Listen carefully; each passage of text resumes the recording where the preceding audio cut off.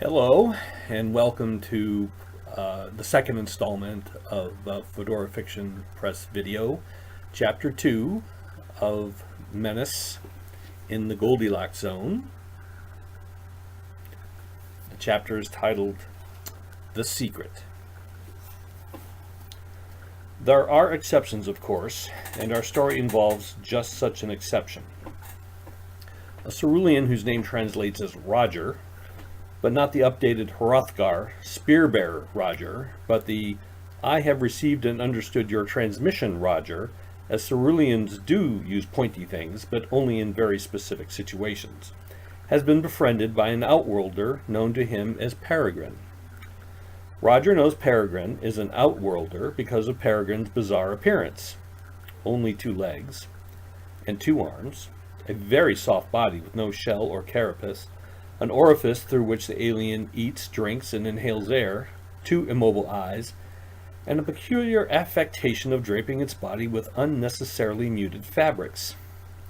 Its skin does change color, sort of, but appears to do so only in response to changes in temperature. Roger assumes Peregrine comes from one of the other inhabited planets, but has never inquired as to which one, as he no longer remembered which was which. For its part, Peregrine never saw it fit to volunteer the information. Though unusual, the acquaintance came about ordinarily enough, as Roger had been referred to Peregrine by a mutual acquaintance known as Salt.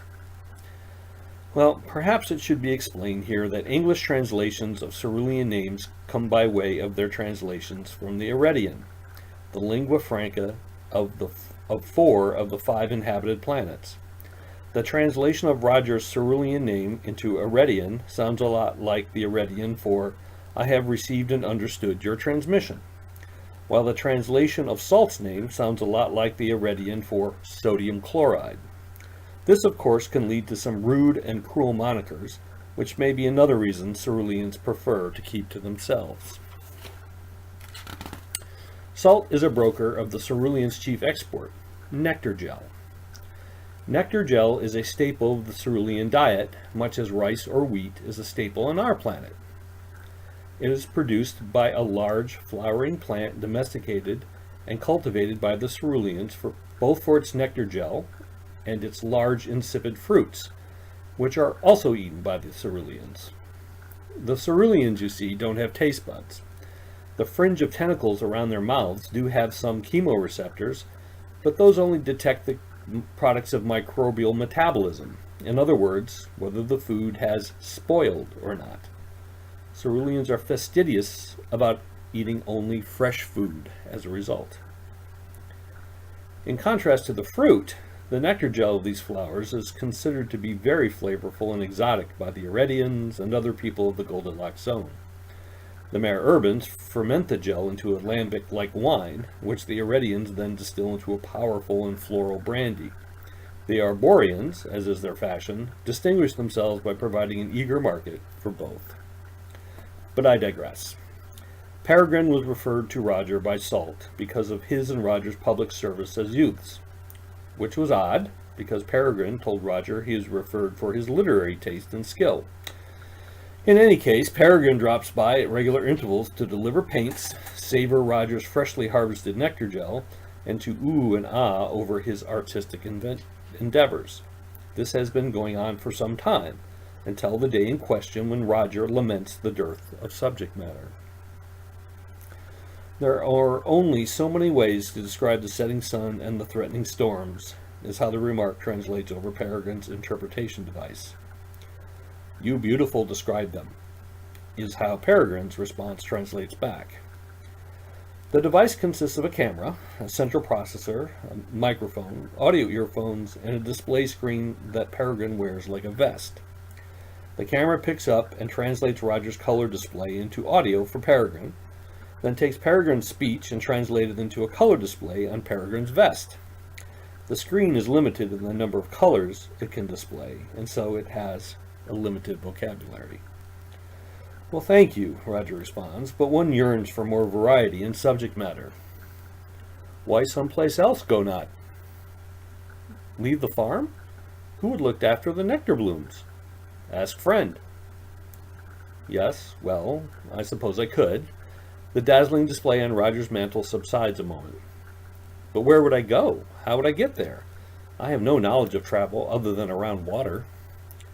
Peregrine take you. Peregrine take you other waters. Oh no. You are very kind, but I could not ask that of you. It would be such an imposition.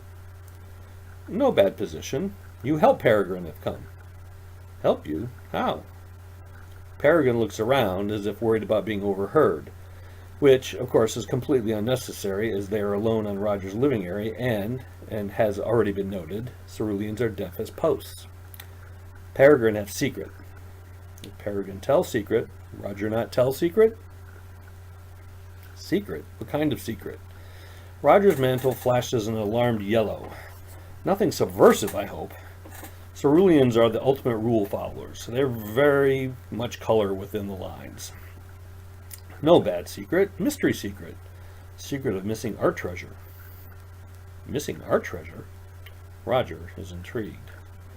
You tell Peregrine about mystery of missing existence. Yes, the original has been missing for centuries, along with other great works. Peregrine hears story. Stories say existence stolen.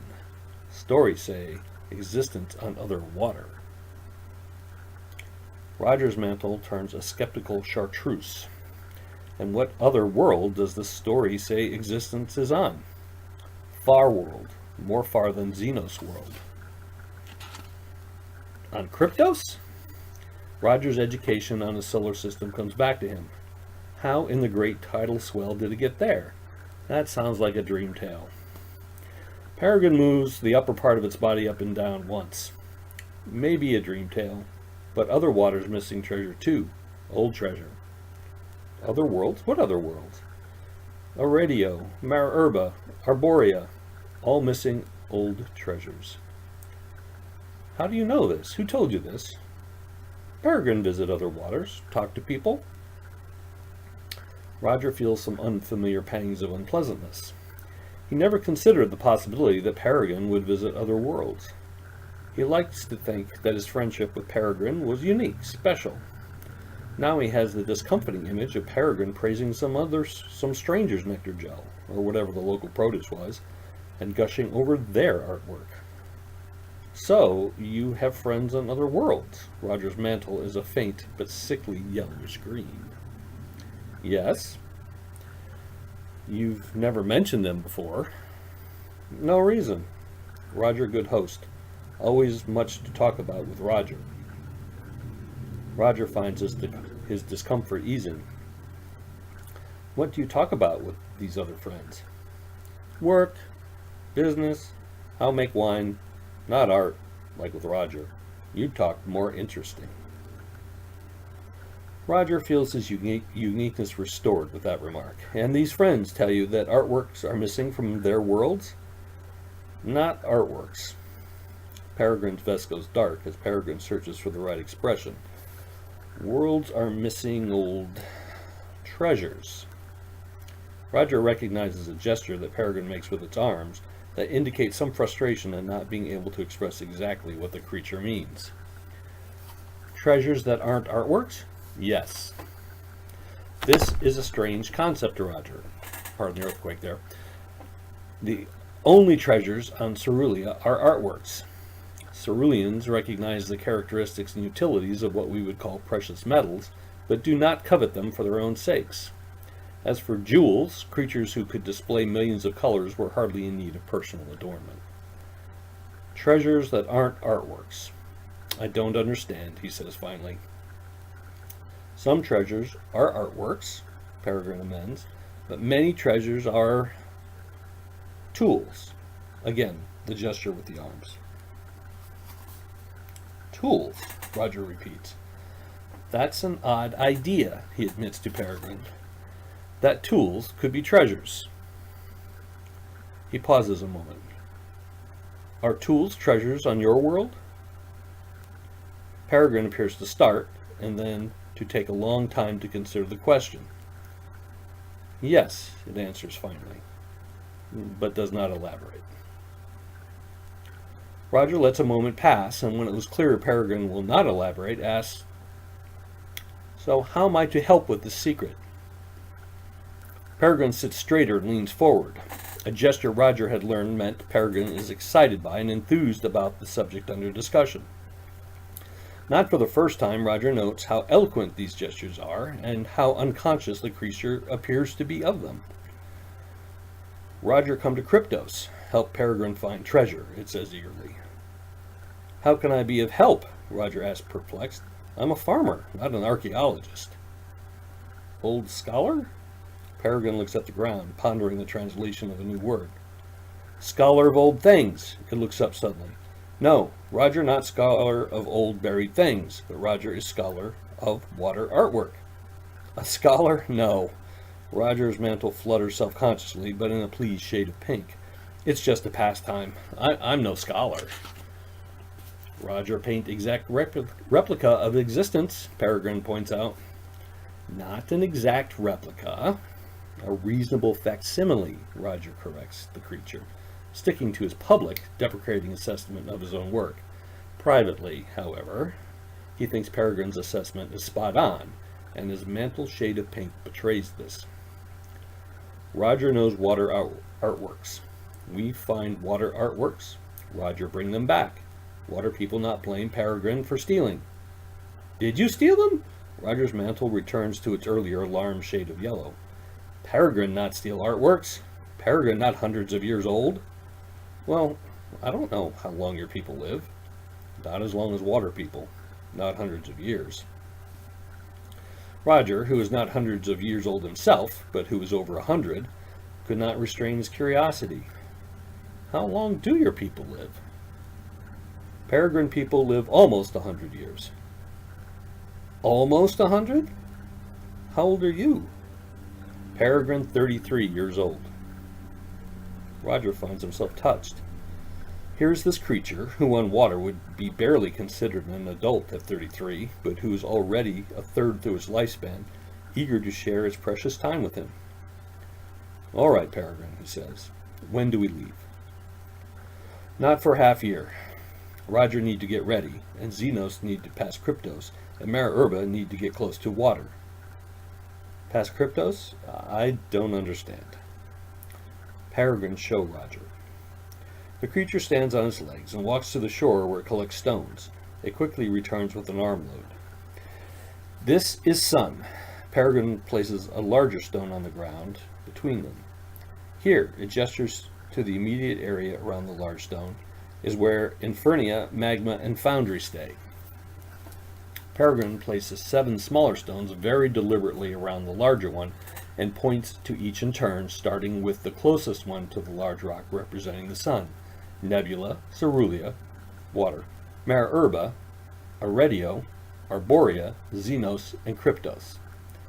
Right now, Xenos close to Kryptos, but in half year, Peregrine moves the 7 smaller stones along concentric arcs, Arborea close to Kryptos, and water close to Mara Urba.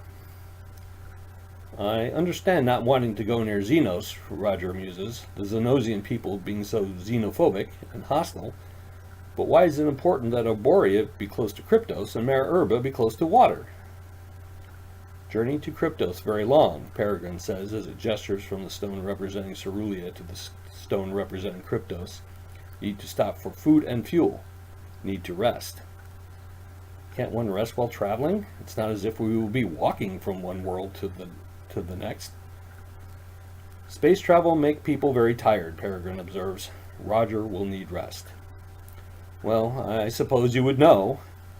Roger looks at the sun beginning to sink in the sky. It is getting late. Perhaps you had better set up your shelter while I prepare our meal. Peregrine rocks his head forward and back a few times. A gesture Roger has learned means yes. Perhaps now would be a good time to explain that Ceruleans don't have houses to speak of. The climate being so mild and Ceruleans being so amphibious, their houses are simply open-air areas where they have furniture, food preparation areas, and domed shelters resembling burrows where they sleep. It's as if they live on well-appointed patios. Peregrine had explained to Roger that other worlds had drastic and sudden changes in the weather throughout the year, and that people living in those places built shelters to shield themselves and their belongings from those changes. As a consequence, they slept better with a shelter around them. Peregrine's shelter was an ingenious device made of lightweight fabric like that adorning Peregrine itself. It had a supporting structure of light, flexible rods that unfolded automatically once Peregrine had prepared the area it was to occupy. Conversely, all Peregrine had to do to take it down was touch a switch, and the shelter folded itself into a compact bundle. "Where can I get a shelter like that?" Roger asks as he lays out their meal of mollusks on the half shell, fresh nectar gel collected that day, and nectar fruit. "I won't need one as large as yours, as all I will do is sleep in it." Peregrine places a flask of liquid on the table and takes a seat. "Roger will need shelter," it agrees. "Other devices. Peregrine will get for Roger. Leave with Salt in Trading City." Peregrine helped itself to some nectar gel, knowing that Roger would not eat until Peregrine did. Roger eyes the flask suspiciously. "What is that?" he asks. "It's not nectar wine, is it?" Peregrine throws its head back with its mouth open, a gesture Roger recognizes as one of amusement. "No," the creature assures Roger, "it is rainwater." It was on one of its first visits that Peregrine had offered Roger a taste of the wine made from the nectar gel he grew, thinking he would be interested in what other worlds did with his produce. "Ugh, this is awful." Roger's mantle had flashed purple after bringing a cup of the wine up to his mouth for the small tentacles to sample. "It's contaminated." "Yes," Peregrine had agreed, much to Roger's consternation. "That is why it is good." "It's a strange world you come from," Roger had replied, "where something so foul is considered good." Roger had learned other strange things about Peregrine's world, such as the fact that they ingested water through their mouths, and it could not be seawater, as that made them ill. Recollection of that causes Roger to remark, "I will have to bring seawater to flush my gill chambers." Peregrine's vest remains dark as the creature ponders this. "Seawater very heavy," Peregrine says finally. "Roger dry seawater and collect powder. Make seawater with rainwater." "Well, isn't rainwater as heavy?" "Yes, but space skiffs have device to make water from air." Peregrine picks up a mollusk and ingests the meat with evident satisfaction. "Roger need to dry nectar gel and nectar fruit to bring. Other worlds have seawater, not nectar flowers. Bring extra nectar gel like treasure on other worlds." "How much should I bring?" "To eat, enough for 1 year. As much extra as you can." 1 year? Did not realize I would be gone that long. "It is a long journey to Kryptos, and long journey back." Peregrine pauses over another piece of nectar gel. "Roger still want to go?" Yes, of course," although the orange tint of his mantle betrays some concern. "Do we have an exact departure date?" "Not yet. Peregrine tell Salt when no. Salt tell Roger. About half year from now." "All right," Roger says pensively. "I'll talk to my neighbor. Eddie's a good sort. He won't mind looking after the farm, especially since he'll be entitled to half the crop." Peregrine, as always, graciously helps Roger clear away and wash the dishes. Together they walk down to the beach to watch the sunset as Roger wades into the water to lower his gill wicks and flush his gill chambers. He turns to Peregrine. "What are sunsets like on your world?" Peregrine's vest is dark for a longer time than usual. Roger at first suspects a malfunction and looks at Peregrine's face to see if its mouth is moving. It is not, but there appears to be water coming from its eyes. "My home has many more clouds than water," Peregrine says finally. "Sunset's not as beautiful." "I'm embarrassed that I haven't asked before," Roger says apologetically. "But where is your home?" "Peregrine lives on Nebula." The creature stares over the sea. "Nebula? I didn't think there were any people on Nebula." "There are a few people on Nebula. For some reason, the translation of this observation is tinged with a blue tint, indicating sadness." The sun disappears below the horizon, and Peregrine looks up at the star-festooned sky. Not for the first time it looks to the north and rocks its head slightly, as if confirming something is still there. It takes an artificial light from a fold in the fabric it wears and turns it on. It is time for Peregrine to rest, it says, before turning back up to the beach to its shelter. Thank you for your food and talk. It is time for me to rest as well, Roger replies. Thank you for inviting me on your adventure. They walk up to the house together and wish each other a good rest. Roger enters his sleeping burrow, which is just large enough for him to enter and turn around, and settles down. Out the door he watches the silhouette of Peregrine in the shelter as it removes the fabric covering its body before crawling into its fabric burrow. Not for the first time, Roger wonders why Peregrine obscures its body in such a way. He can see in its silhouette that its unadorned form consists of graceful curves pleasing to the sight. More mystifying are the protuberances at the top of its thorax that are normally obscured by the fabric coverings. What function could they serve if they are covered all the time? Peregrine turns off the artificial light. Roger is asleep soon after. So that is the end of Chapter 2 of Menace in the Goldilocks Zone. Happy 4th of July.